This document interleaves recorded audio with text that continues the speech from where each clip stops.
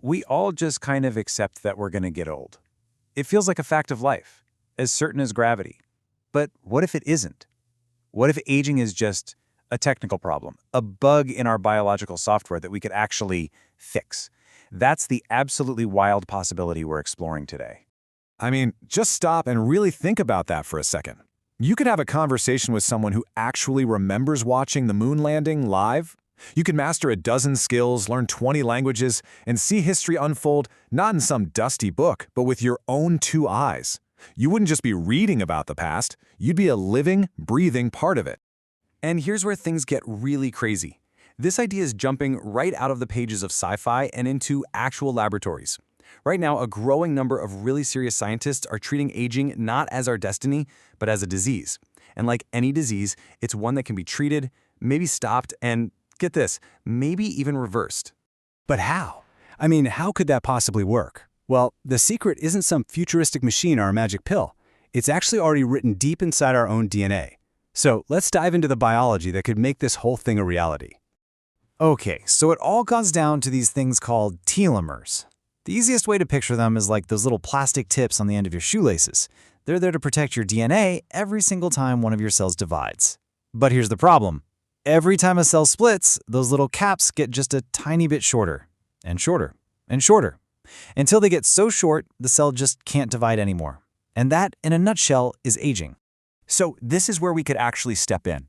Scientists are working on this incredible 1-2 punch. First, you have these things called senolytic drugs, which basically go in and clear out all the old, worn-out cells. Then, you've got this enzyme called telomerase, which is like a tiny repair crew that goes around and actually rebuilds those telomeres, making them longer again. You put those two together, and in theory, you could hit the reset button on aging itself. But let's say we do it. We crack the code. We solve aging. Sounds amazing, right? Well, maybe. Because solving that one problem creates a whole tidal wave of new ones. And the first and biggest consequence is we would just plain run out of room on this planet. The scale here is honestly hard to even get your head around. Our planet is already struggling to handle 8 billion people with the natural cycle of life and death. Now, just take death out of the picture. The population doesn't just grow, it explodes. We are talking about a world with 50 billion people, maybe more, all needing food, water, and space on a planet that's not getting any bigger. So you can really see the two paths ahead. On one hand, you have the world we know now. It's a delicate balance for sure, but it's a cycle.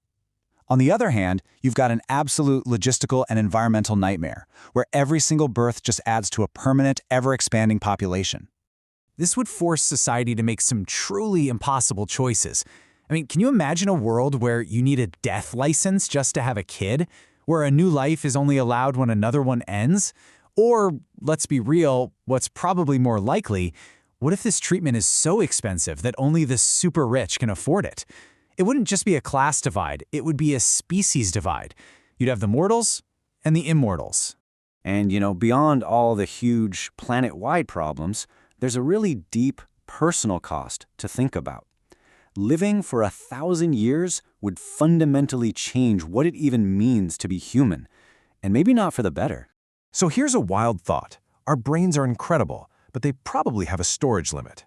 After centuries of memories, of joy and heartbreak and learning, would you even remember the person you were 800 years ago? Some neuroscientists think the brain would have to start pruning old memories just to make room for new ones. You wouldn't just forget small stuff, you'd be actively deleting the experiences that made you, well, you. The whole idea of having a career would just become totally ridiculous. You'd have enough time to become a world-class doctor, then an architect, then a coder, then an artist. But let's flip that around. What happens when the same people hold all the power for centuries? If a CEO can run a company for 200 years, how does a new generation ever get a chance to step up? And that whole promise of till death do us part, that takes on a completely new and terrifying meaning when death is off the table. How could any relationship survive for 900 years? People change so much in just a decade, let alone centuries. You'd likely face this endless cycle of falling in love, slowly drifting apart, and experiencing that loss over and over and over again. Okay, so it sounds pretty bleak, right? Overpopulation, losing your own memories, endless heartbreak. But after all of that, there is one absolutely colossal upside to living that long. It just might be our ticket to the rest of the universe. The biggest thing stopping us from going to the stars isn't really technology, it's time. A trip to even the closest star system would take generations. But if your lifespan is 1,000 years, well, all of a sudden the impossible starts to look possible. A journey that was once this epic saga for your great-great-grandchildren becomes a trip you could take yourself. And this is the ultimate prize. Humanity could build cities on Mars, set up colonies around Jupiter and Saturn, and finally become a true multiplanetary species. With that short lifespan no longer holding us back, we could spread out across the galaxy, becoming real citizens of the cosmos. But all of this brings us to one final and maybe the most important question of all. If we could live forever, should we? Is a life without an end really a life worth living? Think about it this way. Maybe death is what actually gives life its meaning. The fact that our time is limited is what makes it so precious. It's the ultimate deadline that pushes us to create things, to love people, to do something that matters before our time runs out. If you had forever, would you ever get around to doing anything at all? So, in the end, the choice really lands with you. Would you pick the life we have now, finite and precious, where every moment counts because it's going to end? Or would you choose an endless existence, free from death, but with the risk of it becoming meaningless?